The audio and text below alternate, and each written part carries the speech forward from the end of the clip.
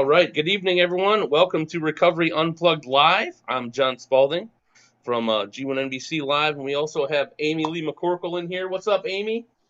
Well, we had big news last week. We had two distribution deals. Okay. One with Parables TV.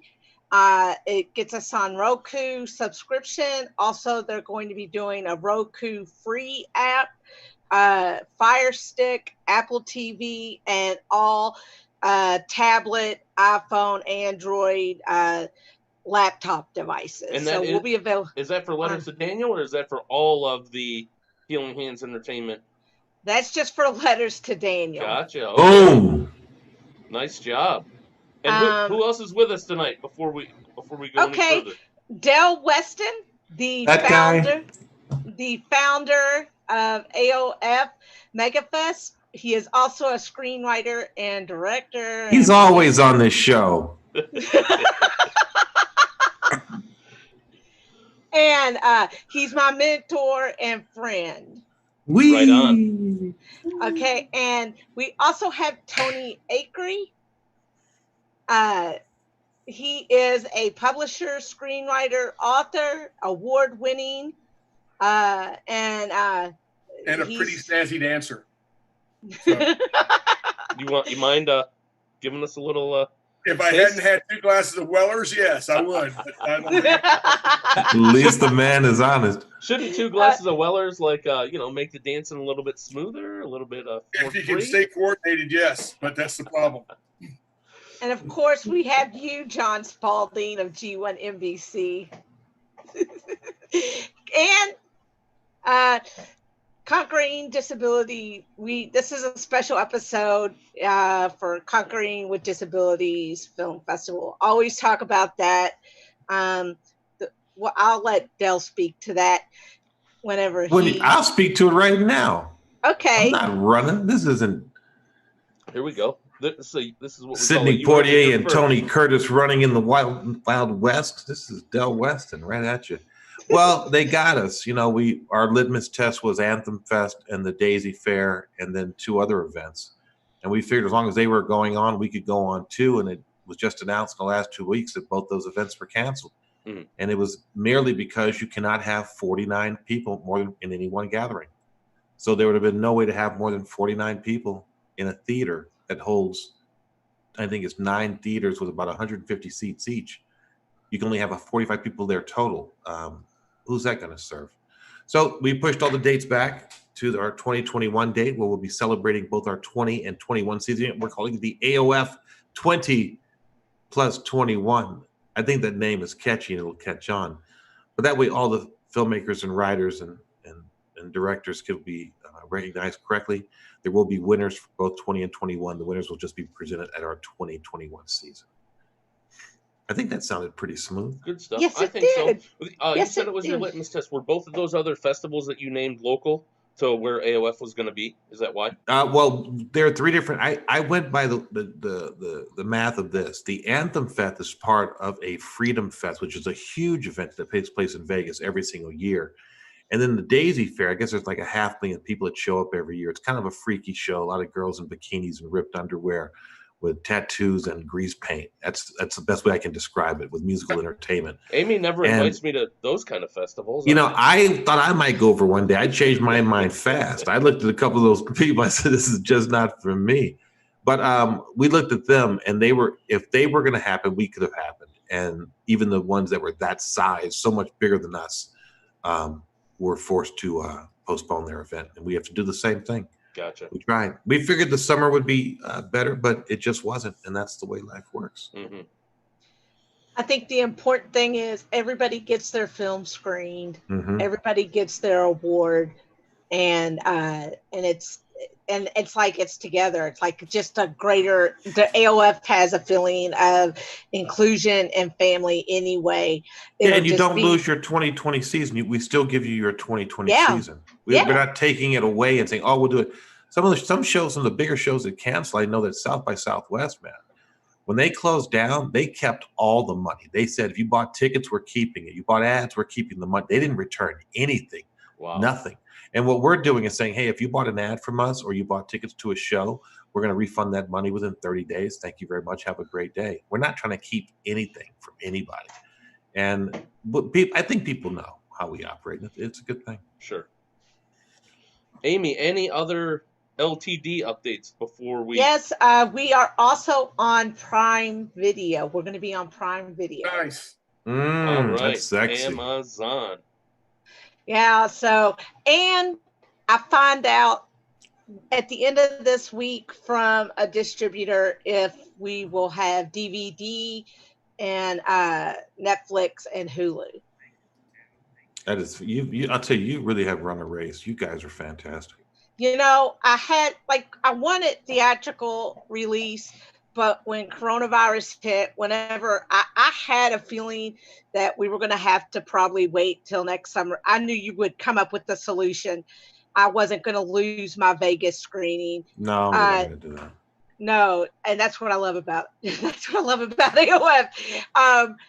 And I knew only 2 festivals were going to screen it live. Indie Gathering and you guys. And I said, I want this film to be seen. I meant for it to be seen by people who need to be helped, by people who need to be educated. And I also wanted to make money. So, of course, yeah. Yeah. So I said I had to I very quickly re-strategized. I said, I have the deal from Parables sitting on there and I've looked it over and Mark Manis has taught me don't get involved with just any distributor because he's in the middle of a really bad battle with one now over It Knows. And because I encouraged him to submit It Knows to Conquering Disabilities with Film because it has to do with PTSD. Right. And he couldn't do it because of what's going on. Mm-hmm. So I knew Parables and I knew the person I was dealing with Prime Video were on the up and up. And I vetted them. I know my experiences with them. And that those were 2 very good deals. And I'm excited for this Friday. I wanted the people who worked on this film to be able to be seen and all the hard work and sacrifice that they put into it for me. And the play adaptation that I'm doing of it, I've talked to the actresses and both of them are totally down to come next year and do a live performing scene. Wow. Yeah. Wow. That's cool. Yeah, there might be a little something live going on next year, I heard. Who knows? Well, the world's so full of secrets and mysteries. I'm intrigued. Okay. All right. That's my tease, John. It gets people to stay around longer. That's all. Yeah, I gotcha. I think they are. So let's hear more from Tony, right? You ready, Amy? Yeah, I am. Okay. Right. So tonight we are joined by local publishing mogul, award-winning novelist and screenwriter. Please welcome Tony Acree. Why don't we dive right in? We met in 2012 when we were authors under Hydra Publications, then owned by Frank Hall.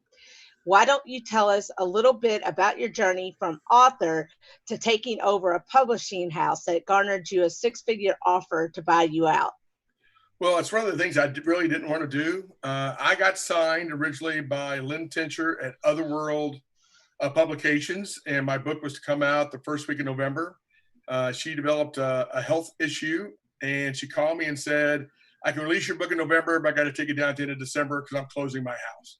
And I'm like, well, where am I going to go now? And thankfully, both Frank Hall of Hydra Publications and Dave Williams of Blackworm called me the next day and both said they wanted it. And I went and spoke to both gentlemen, ended up signing with Frank Hall with Hydra. And then about a year later, not quite a year, Frank, who was getting into a bunch of the gaming stuff, decided to just suspend Hydra.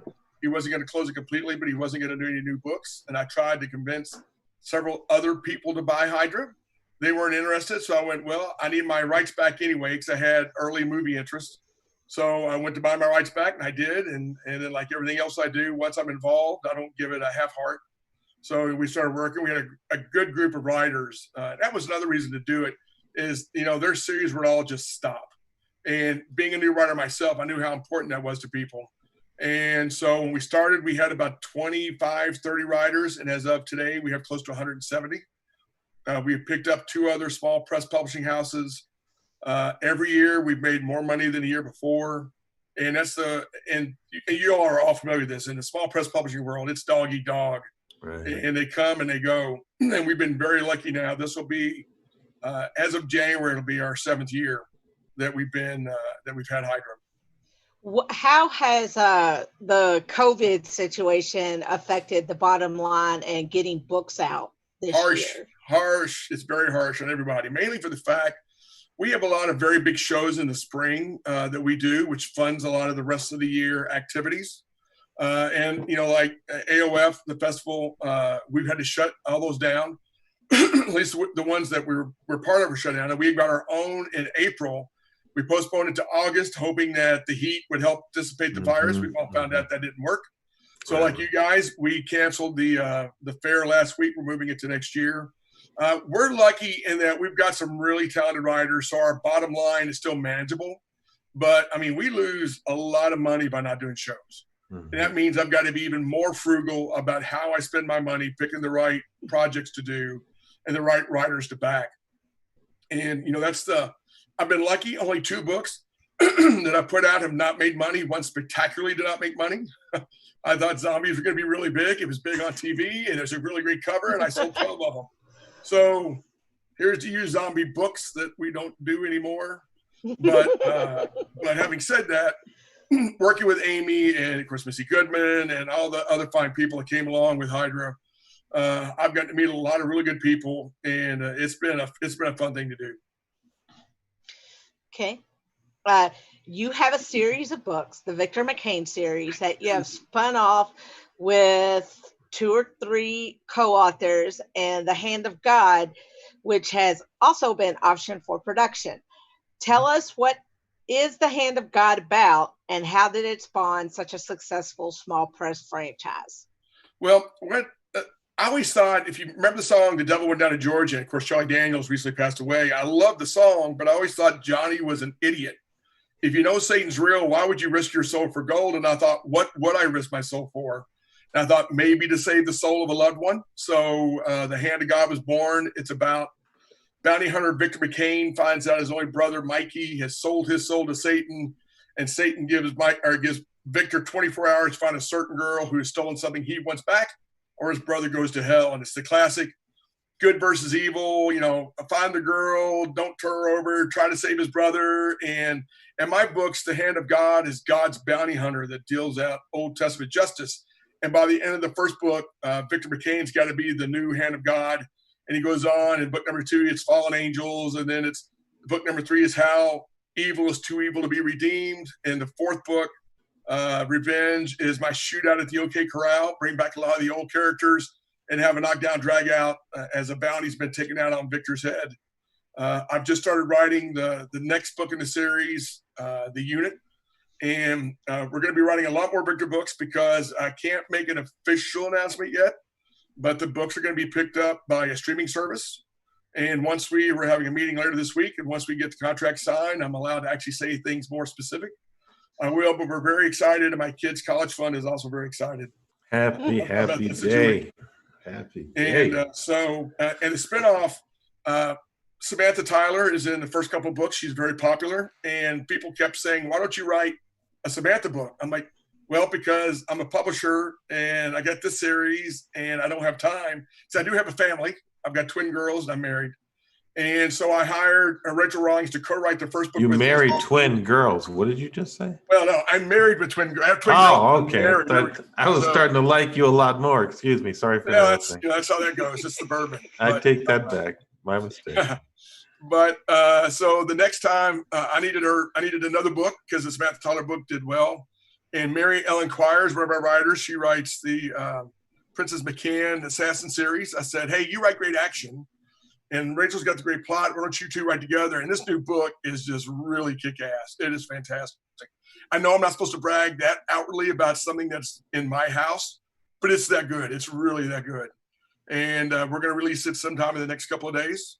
They're already working on a 3rd book, and there's a character you're going to meet in the new Samantha Tyler book. They're getting their own series. So I'm trying to become a mini James Patterson, hire people to write books for me in my world.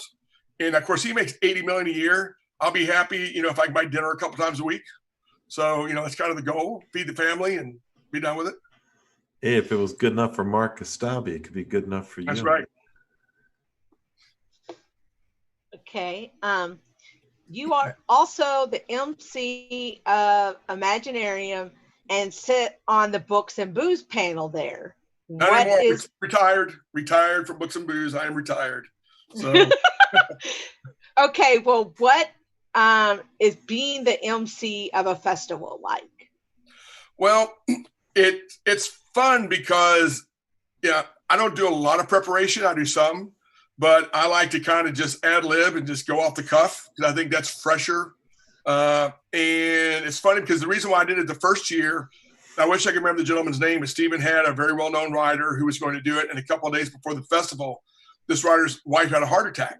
Oh my and God. Stephen said, would you mind stepping in? Because I know you like to talk and I know you won't be overly intimidated. So I just don't care.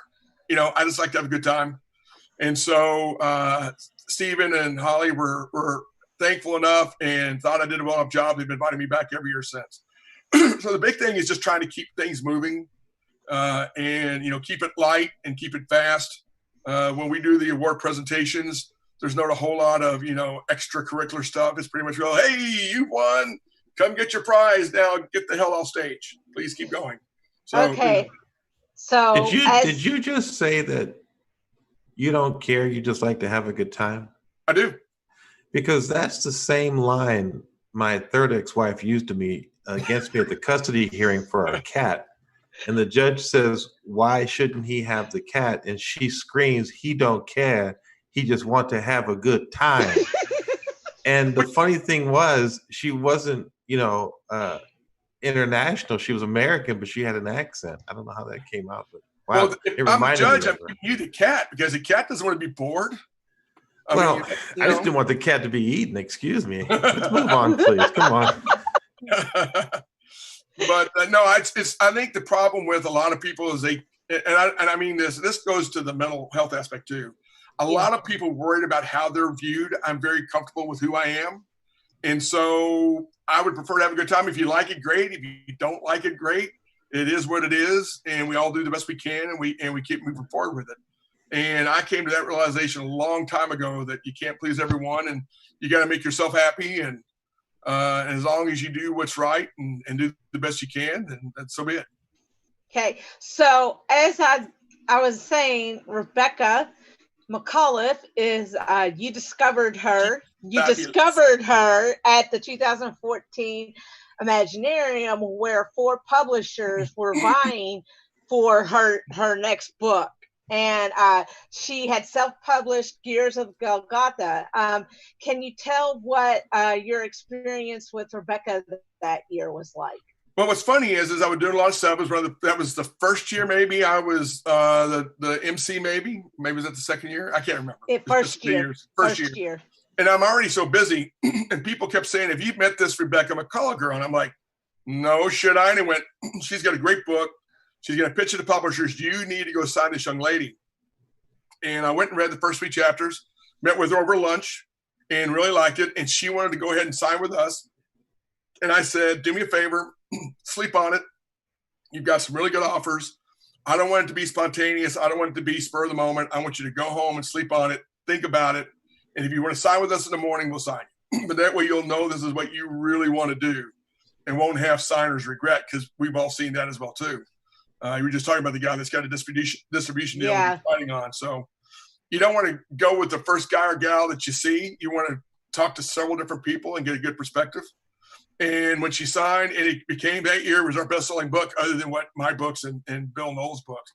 Bill Knoll writes a mystery series for us. Other than our 2 series, hers was the best-selling series we had that year. So that Years of Golgotha. And I love Rebecca. Go to a book signing. She would sign out and be in tears because she was so sad that, I'm sorry, I'm out of books. I'm like, do you know how this works? As your publisher, that's a good thing. We don't want books to take home. We don't want to carry them. We want to sell them all. And so she's fabulous and so accidentally funny. She's one of the more humorous people I've ever met. And a lot of times she doesn't know it.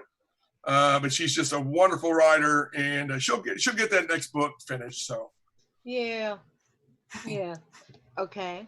Um, as a small press owner and author, you travel the con circuit. When you're at Comic Cons, people often mistake you for George Lucas. So much so, you are known to wear a sign that says, "Not George Lucas." I am not cosplaying George Lucas. That's Yeah. correct. At one Comic Con, a potential investor saw this, I think on Facebook. How did this happen and what came of it? Well, actually, they saw it live in person, and I was down in Houston. And I don't want people to blame me for Jar Jar Binks. So, Please. yeah, so it's kind of like, but I knew it was a thing when one of the first Comic Cons I went to, actually, it was the very first one, was the very first Fandom Fest. This guy goes, "Dude, that is so cool. Can I get my picture taken with you?" And I'm a brand new writer. I'm thinking, he knows who I am. How's this? He puts his arm around me. He goes, "You're cosplaying George Lucas, right?" I went, "No." And he pulls up a picture, and that week, George Lucas did an interview wearing the exact same shirt that I was wearing. And I sold 6 books that week where I signed them George Lucas, a.k.a. Tony Acree. And so the little old man working at the concession stand, he's got nothing to do with the convention. He's just a convention worker. And I walked in, we went, "Hey, George Lucas, right?" I went, no. And I hear it at every convention I go to. As a matter of fact, I went to something not a con related. I went to a writer's workshop in West Virginia about a month ago. And as we're filing out, one of the writers comes up and goes, "Has anybody ever told you that you look like, the mountains version of George Lucas?" I've not heard the mountain version part, but yeah, I've heard that a few times. But he got me a free meal at Lexington Comic Expo. Just one other quick side on that. I had gone to buy barbecue at one of the local stores there during the convention. The guy looks up and goes, "Hey, you look like George Lucas." Yeah, whatever. But I took the barbecue back, and it was really good. So the rest of the day, we kept sending people to his barbecue place. I go back the next day, and there's a different guy there, and he looks at me and goes, "Hey, boss, George Lucas is here."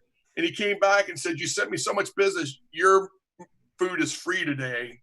That's but great. He told his worker to look for the George Lucas guy because we owe him a dinner. So, hey, he gets me food. So. Okay. As I said, you're also a publisher. Had your publications under your leadership has grown exponentially. It has gone from one imprint to several. Tell us about those imprints and what your future plans for the house is. Well, we now actually kind of resemble our name, Hydra.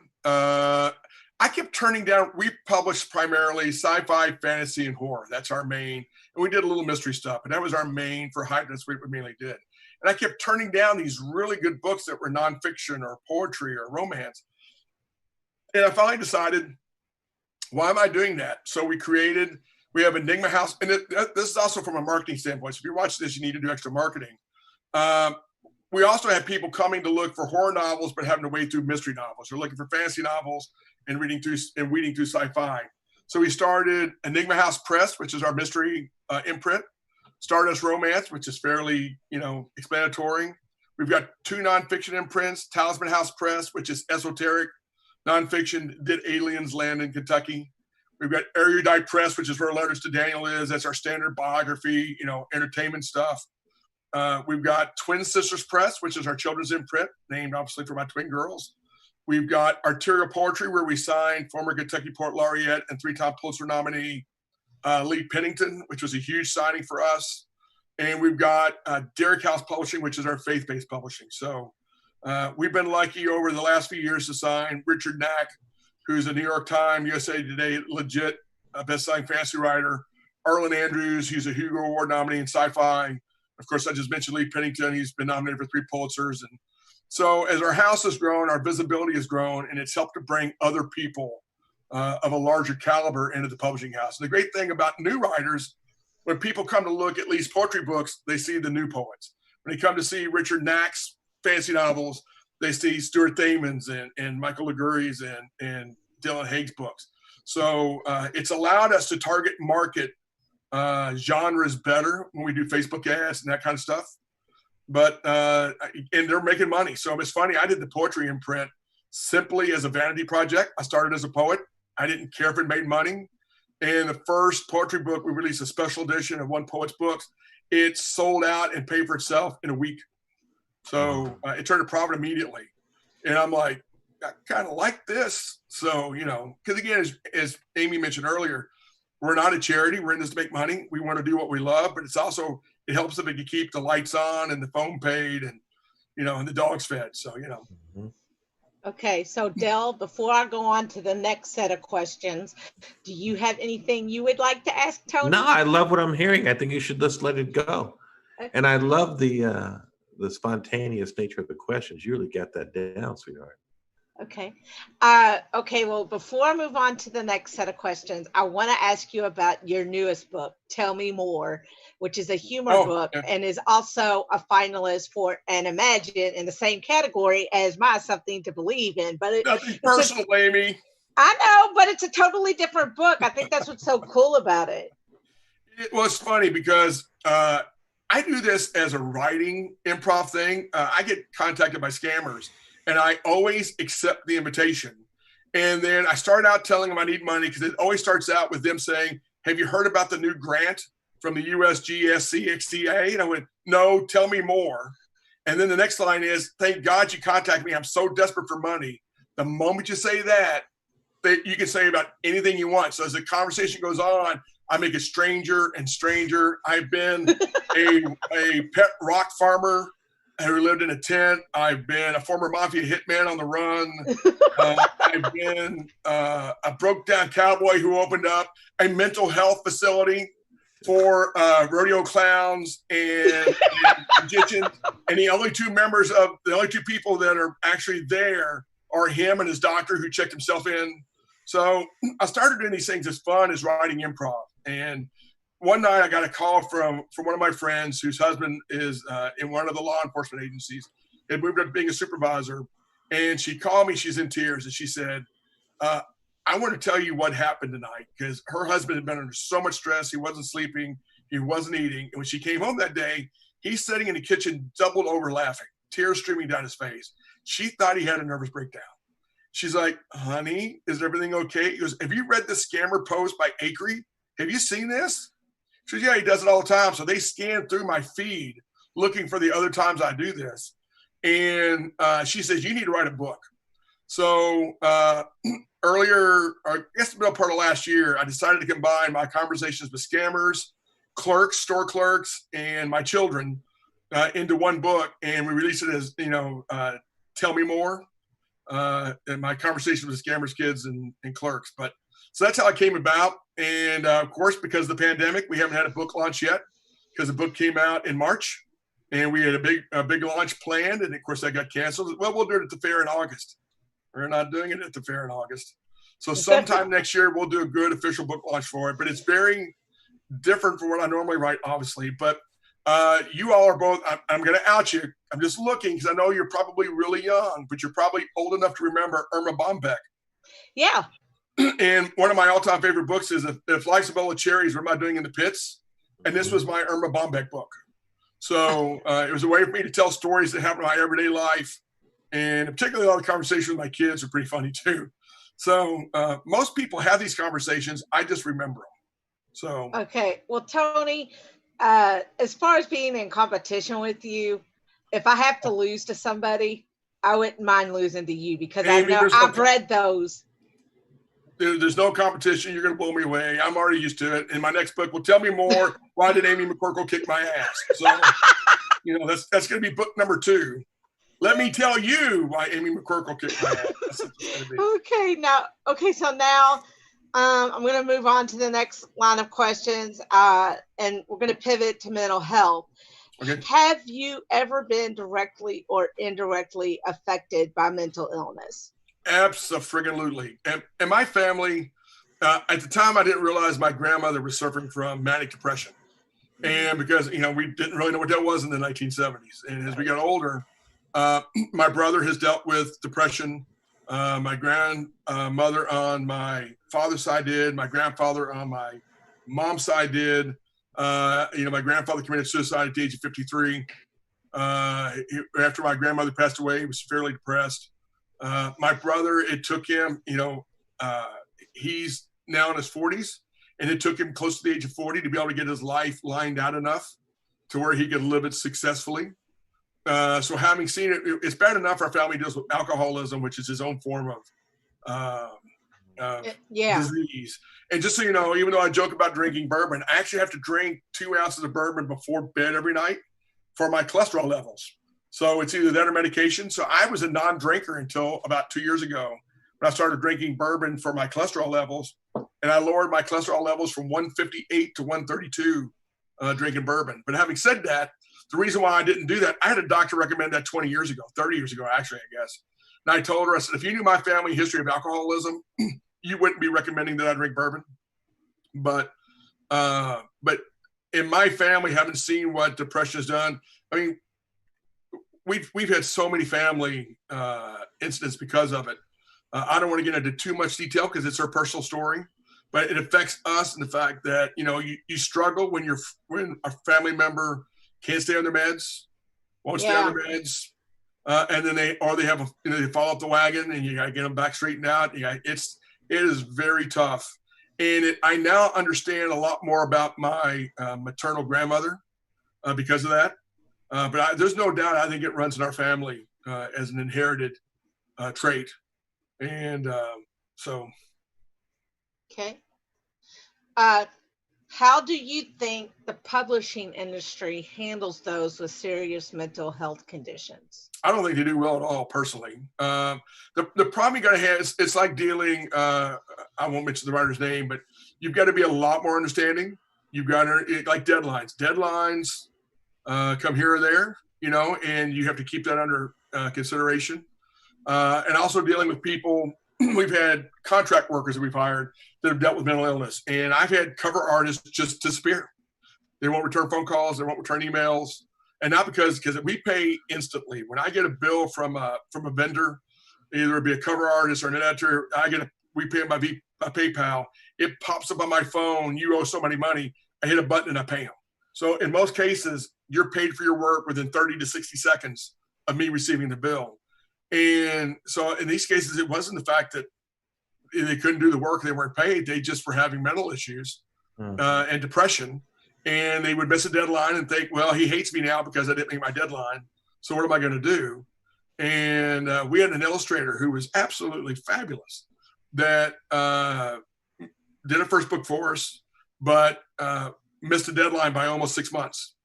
Because again, when she missed the initial, she's like, well, he hates me. He never wants me. And I finally tracked her down and I said, look, just tell me what's going on. I'm really big about, if you'll tell me, we'll work it out. You know, if you can't do it, I'll get somebody else to do it. It's no bad luck on you. If you need more time, I'll give it to you. But I think the problem is we're so busy trying to rush people in and rush people out when it comes on books. We list the human aspect. And I like to think that at Hydrant, it's one thing that helps because I started as a writer. I understand what we go through. I understand just for people who don't suffer mental illness, how hard it is to wait on a book coming out, or if you find typos that weren't supposed to be there, or whatever it is. It's hard to deal with, you know, when you're not dealing with mental issue. It's even harder when you've got that extra, problem hanging on to deal with. So I think we could all do better. And I think shows like this and openly talking about it, you know, knowledge is the greatest tool you can have. The greatest weapon you can ever have is knowledge. And knowing you've got a problem, dealing with it, and having people you can rely on, because we all need to have rocks in our life that we can lean on when things are going a little sad. So. Okay. Is there anything you think we can do in the local writing community for those suffering? I think the best thing is to be attentive and to occasionally check on people. Like, you know, I've been reaching out to a gentleman. He's bought several of my books, and you know, he's been dealing with some issues. And so just reach out and say, hey, how's it going? I saw, you know, you're a little down. You know, hey, let's talk about it. You know, just be there when somebody needs it. I think one of the things we can do is have support groups if they're needed, because that's one of the things. So many people, when you're dealing with depression or bipolar or any of a number of issues, when you go to a writer's critique, and if you're a manic depressive, if you're in your good phase, you can handle anything. When you're in your down phase, one bad word can keep you up for weeks. Yeah. So I think we need to have support groups for writers where we can discuss both writing and mental health issues. But I think the biggest thing is just be good listeners. As much as I like to talk, I do like to listen. So, and I think that's what we have to do. We spend too much using this and not enough using these. And I think that's probably one of the things we need to work on better. Amy? Yeah.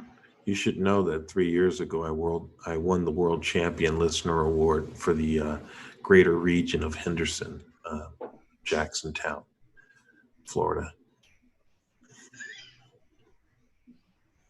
Were you a hermit at the time, or was this something? What was that? I mean, I'm trying to catch up to that. Well, it's based on how well one listens, and they give you a acuity test. They send small animals to your house. You got to listen to everything they do, and they report back. And to the people who listen the best, there's a little award, a chocolate cake, sometimes a candy bar, but it was nice. Del, do you have a bourbon cabinet? Or are you near it? Is that what's going on here? If you saw my cabinet, you'd get rid of that glass, pal. You'd run a line right from my house to yours. Well, no, actually, it's funny because you and I, when we get off air, we're going to have to trade pictures of our bourbon cabinets because we recently, in fact, it was a private meeting or a private group. We had a few writers in from out of town for a bourbon. It's a chemically enhanced cabinet. Oh, you know what I mean? I do know what you mean. So, there you go. Yeah. Okay. Hey, I mean, it's a serious question. Okay. During this time, there's going to be a lot of people who are writing books, and films to a high degree have stopped. But in the art of writing, I can imagine people continuing. What's going to happen with the glut of books that is born once the thing kicks out and these book shows start back up and these sales shows start back up? I think you'll see a lot of vendors if people can recover financially from this situation. I think people will start, at least definitely like local independent writers will gravitate towards the not the writer. I'm talking about the business side, the publisher. Oh, that's Tony's what are you question. going to do? What are you going to do? Well, with all that material, and is there an audience for it in the future? I think there will be, but again, you've got to pick. It goes. And this comes from being a lifelong reader. When I was a kid, I had a reading disability, and when I was in first grade, and God bless Mrs. Seals, was the assistant there at LaGrange Elementary. She helped me every day after school. And by third grade, I was reading on the sixth grade level. And by sixth grade, I was reading on the college level, but I couldn't spell. I mean, I couldn't spell dog. Almost literally couldn't spell dog. So I didn't become a writer till later in life, but I was a voracious reader. And I think I've become very good at picking out stories that are worth publishing because I like them, and stories that are really boring or don't do this or that. But I think the biggest thing, you're just going to have to be really selective because there is going to be a glut of books on the market. We are currently open for submissions, but I'm going to close that down tomorrow because I'm now about 400 behind reading them, the slush pile. And one of the things I do is I upload them to my phone and do voice to text and listen to them so I can get whether or not the book's worth then reading the actual manuscript. We do a lot of and this is an Imaginarium thing too. I always am the first people that they pitch to. They usually have 5 or 6 publishers take pitch sessions. I'm almost always number one because I'm the nice guy. When we did the last Imaginarium, my requirements are 70,000 words or more, unless it's a romance novel, and it could be 60. You have to bring the first 3 chapters and a 1-page synopsis of your book. So we had about 20 people coming to the room, and at the first pitch, I said, all right, how many people here have a novel that's 70,000 or more? Raise your hand. 3 people raised their hand out of 20. I said, how many of you bought the first 3 chapters? 1 person raised their hand. So how many of you brought me a 1-page synopsis? Nobody raised their hand. I said, well, here's what works for most real pitch sessions. Everybody who didn't raise their hand at the first question, they would have asked you to leave. And with the second question, they would have asked you to leave. And the third one, they would ask you to leave because if you can't follow simple directions to come to a pitch session, how are you going to do edits? Right. And so one of the ways we weed out our pile, and this is why we make this very clear on our website, follow submission guidelines, because if you don't, I'm just going to delete it. I may have deleted the next Harry Potter and never known it because they didn't follow our directions. And so that's one way to get the slush pile down. But you're right, because like right now, between 300 to 400 submissions I've had that I'm going to spend next week trying to go through. And it's tougher. And it's funny because people don't want to edit. When you send a book to me to be published, it should have already been edited by somebody. It shouldn't be the publisher doing the first edits. I had a lady that submitted, and I very politely said back, hey, your book's not right for us, and I appreciate you sending in your book. She goes, well, I kind of demand to know why you don't want it. I said, well, there are a lot of typos in your book. She said, I use spell and word check. There's no typos. So I highlighted Oh my God. the first 2 pages. I highlighted 38 typos. I said, I don't know what word check or spell check you're using or grammar check, but you need a new program. And I said, this is why we're not signing you. And we even had another guy, it was a sci-fi book. It was really well written. It had a lot of grammatical issues. And we wrote him back and said, hey, look, if you'll fix this, this, and this throughout your manuscript, we would love to give it a look. He goes, well, I'm not making changes till I get a contract. We're like, I don't think you understand. You're not getting a contract till you make changes. He goes, well, I'm going to kind of stand firm and hold my ground. I said, okay, we don't want it. Well, he contacted me 6 months later. He had made the changes and said, would you now be willing to take a look at it? I went, no.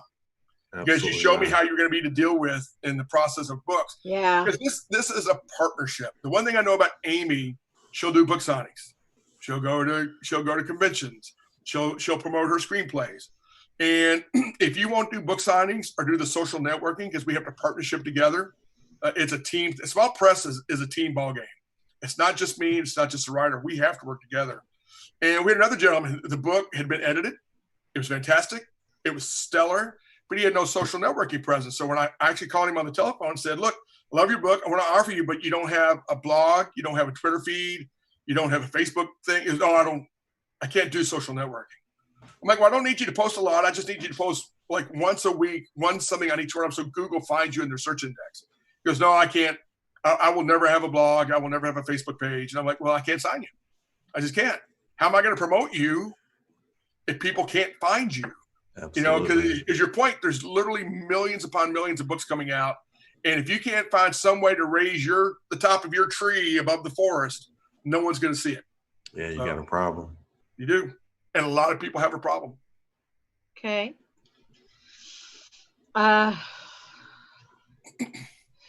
Okay.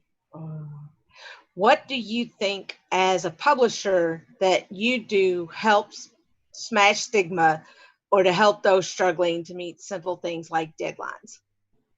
I don't judge. I think, again, it comes back to understanding. We've signed people that we know that are on the spectrum for autism and for other things. We know we've signed people that deal with depression. And if you understand that going into the relationship, and we've talked about Rebecca, because, Rebecca is having real trouble getting the next book done because she's kind of hung up on it. But it's like, don't worry about it. I don't care. She thinks she has destroyed relationships, and it's here. Absolutely. And it can't be further from the truth, because I love Rebecca. She's an absolutely fabulous writer. And when she gets it done, it's going to be fantastic.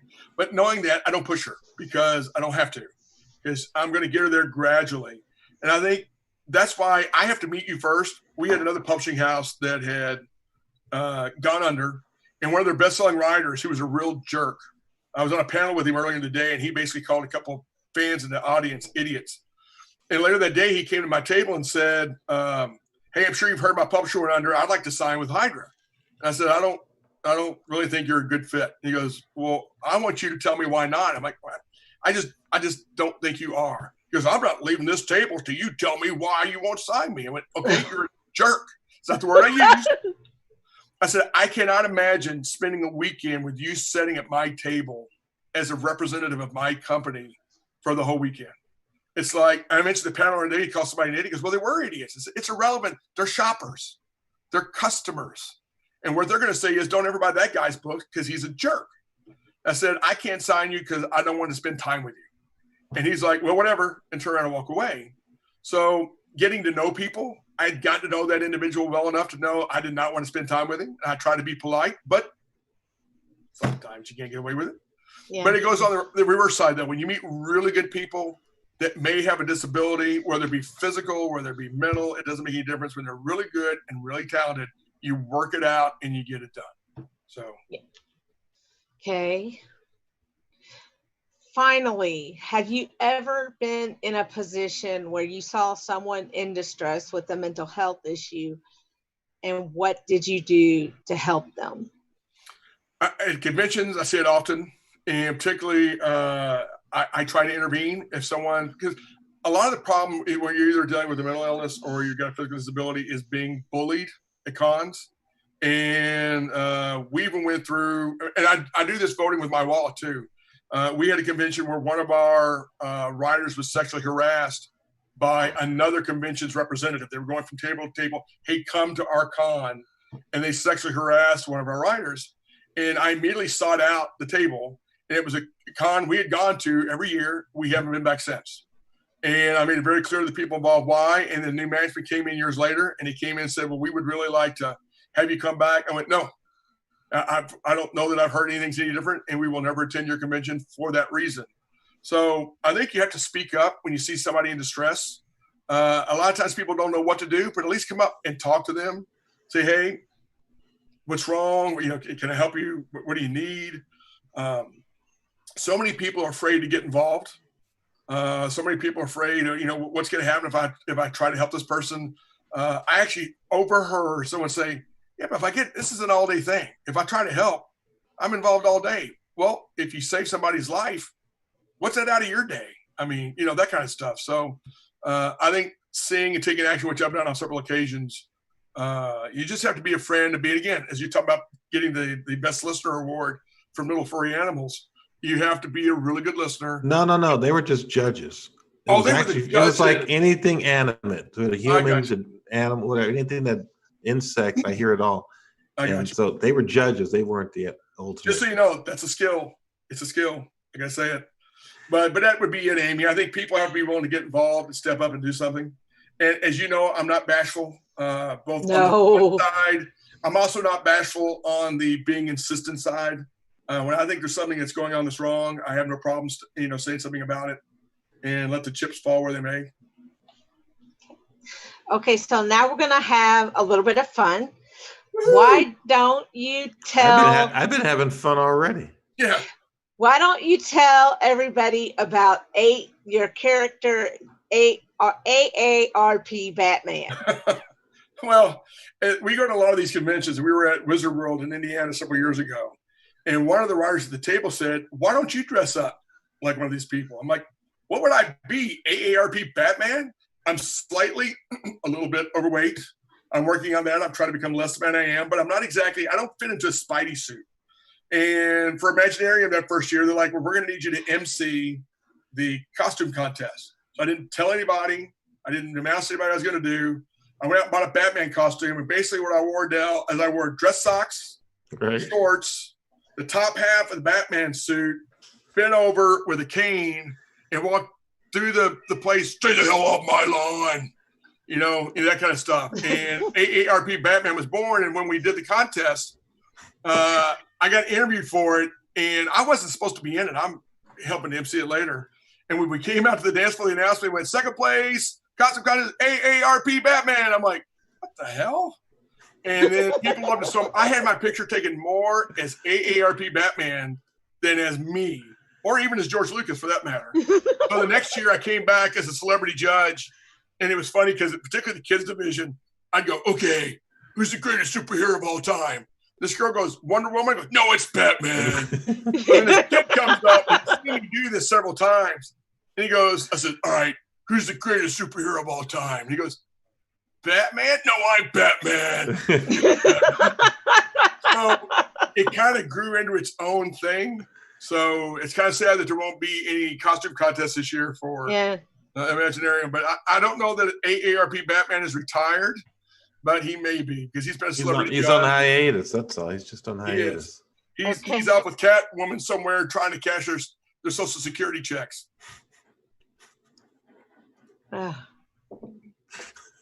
Okay.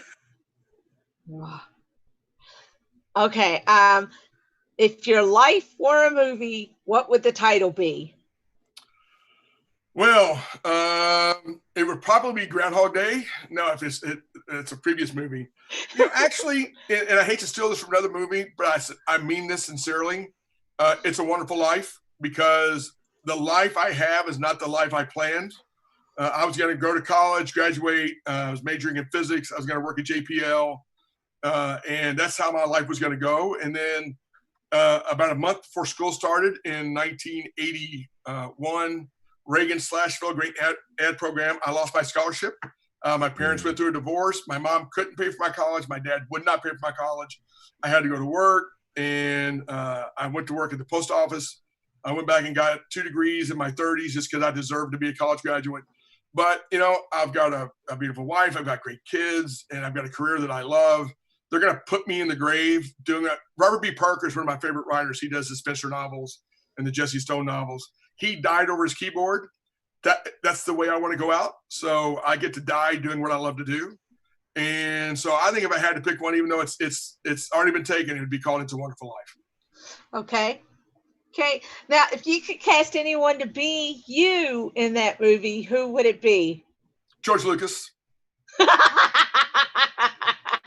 No, it's funny. It's kind of like Anthony Fauci said, I want Brad Pitt to play me. So if I'm going to do this, if I want somebody to play me, it'd probably be like Paul Giamatti or, somebody like that. Wilford Brimley would have worked. Of course, he just passed away a couple of days ago. So yeah. Wilford Brimley could have played me quite easily. But if I had to pick somebody, regardless of Matt Damon, it would just be kind of fun to have Matt Damon play me. So, but the obvious answer, of course, is George Lucas and not Jar Jar Binks. Okay. What are your future plans for your screenwriting career? Well, I'm lucky in that, of course, the script that you mentioned, Songs for Bloody Harlan, which is in Imaginarium, it's going to be produced. It's a story of Lee Pennington in Eastern Kentucky in the late 1960s. Just the true story is absolutely fabulous. Of course, we take a few liberties with it, as screenwriters always do. But I've also got something that, again, Amy doesn't even know this. I've got another group that are talking to me about possibly being involved in writing for a TV series. So I may be doing some TV script writing. I've got another screenplay I'd like to start with the streaming service. I don't know how involved I'm going to be with the graphic novel. So that may take up a lot of my writing time. Another fun project I just got signed to do within the last month or so. I'm a Sherlock Holmes geek. And I got hired to write a Sherlock Holmes short story for a group. So that's going to be one of my next things I write. But I'm going to crank out now at least 2 Victor books a year, if not 3, to make the streaming people happy. So as screenwriting opportunities present themselves, I'm going to continue. We've gotten really good reviews on Songs of Bloody Harlan, and I really enjoy it. It's usually hard for a writer to go from novels to writing screenplays. Luckily, as you all could tell, I'm not shy about talking. Dialogue is really big in my books. And so I talked to a couple people, some really talented screenwriters that basically said, strip everything else away, worry about the dialogue. And that's kind of how I approached it. And so it's funny. I prefer to write a screenplay over a book. I would. It's a fun medium to be in. And quite frankly, not the screenplays aren't hard work. They are very, very hard work. But, I wrote Songs of Bloody Harlan in 3 months. It takes me currently, the way you're situated, about 8 months to write a book. So I can write screenplays a little faster if the ideas are already in my head. I like them both, but I actually like writing screenplays better than I do writing novels. Okay.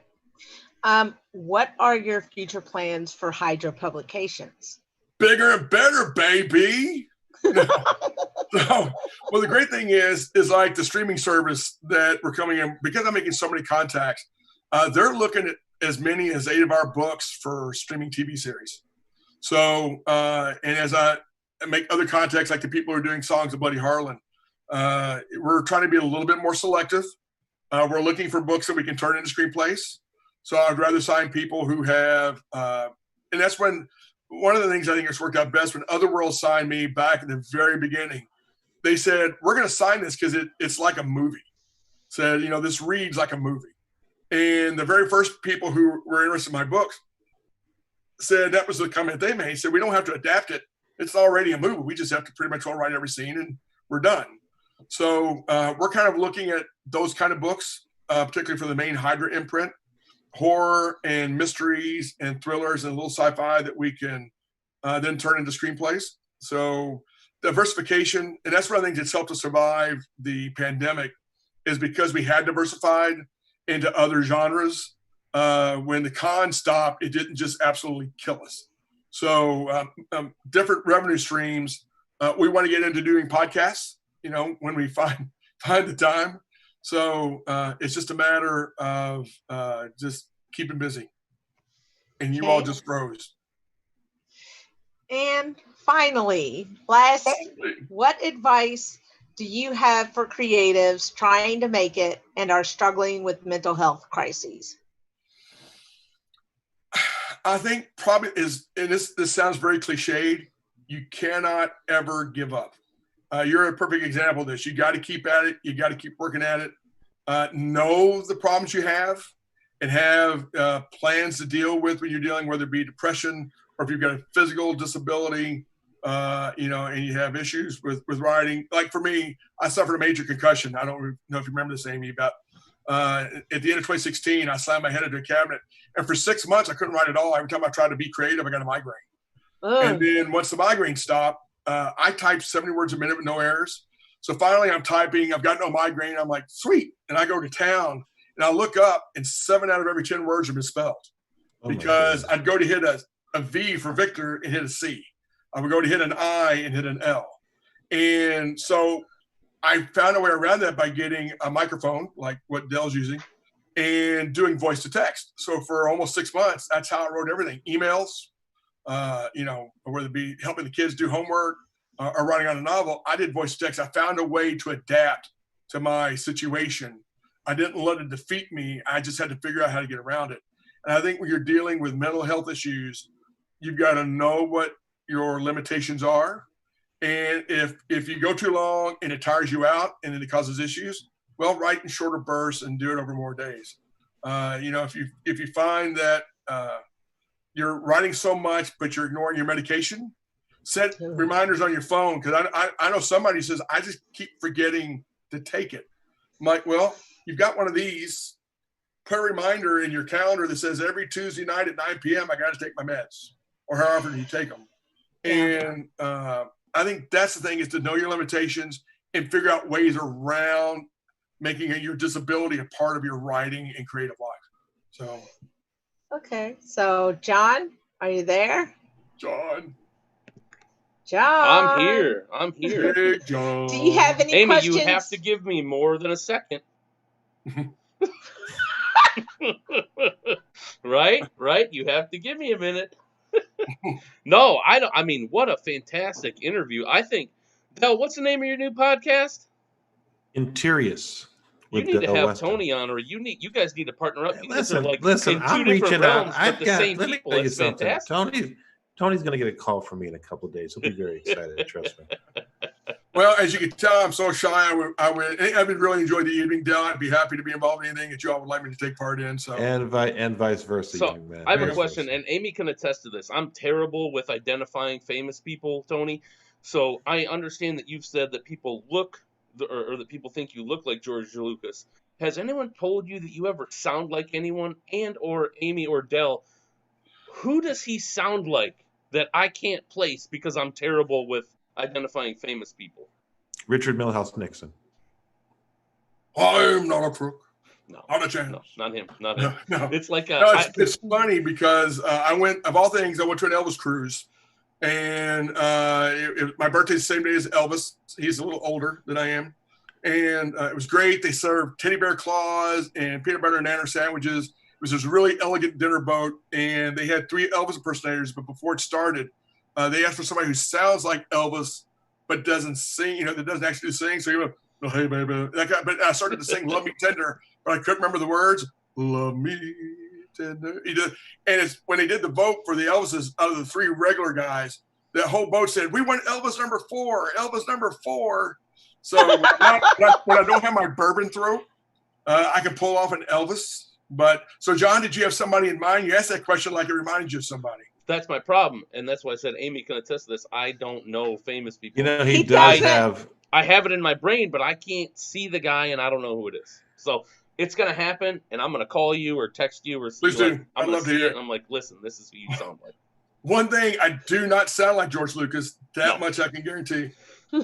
Now, and thanks, Ronan, for commenting. Ronan said, like, he was talking when you guys were talking about spell check. He says that sounds like Irish spell check when you were talking about the guy who refused to edit his work. It's just, yeah. Go ahead. But I was just going to say, that guy had a guaranteed contract if he would make the changes.